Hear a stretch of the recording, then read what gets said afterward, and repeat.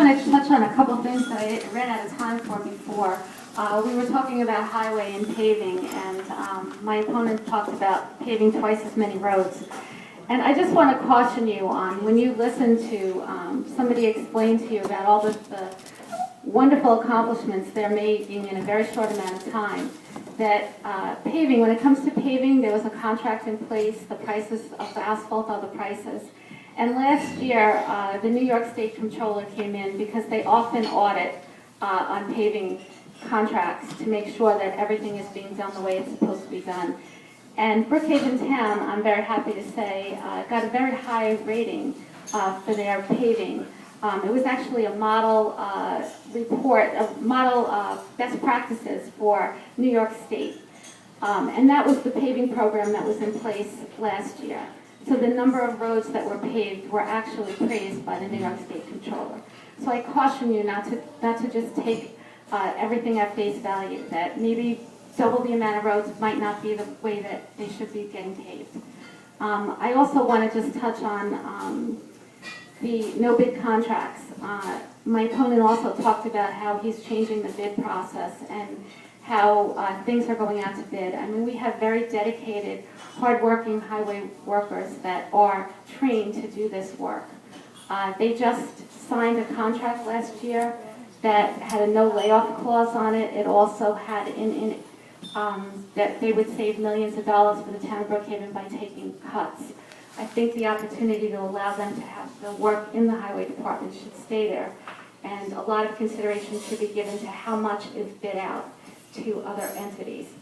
I also caution you because one of the first acts of my opponent was to hire his chief deputy and then to hire his son's company in a no-bid contract for about $200,000 in a very few months that he's been there. So look at that record. And the last thing I want to talk about was the prevailing wage. We talked about prevailing wage and it wasn't being carried out in the town. And I can tell you that although I was not superintendent at the time, John Rouse, who was cross-endorsed by both parties and now is a sitting judge, one of the things that he looked at very carefully was ethics and making sure that things were done properly. So there was no time at all when the town was in jeopardy of not following law. With that said, I just want to give you an analogy as I close tonight. My son Jesse, who's a senior in high school, plays football. He was made football captain. He was all excited about that. First game, he got hurt. He tore his ACL, and he was out for the season. And he made plans to have his surgery upstate, because that's where he's playing, because he wants to be close to his team as captain. And he went to a few doctors, and we looked around, and we looked at their credentials and their experience.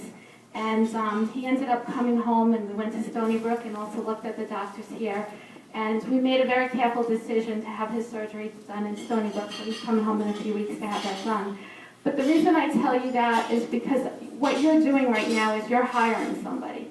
You're hiring somebody and you're looking at their credentials, their background, their experience, and you're going to pick the best person to represent you in the town of Brookhaven. I want you to look at my record, the things I've been involved with, the things I've been successful with.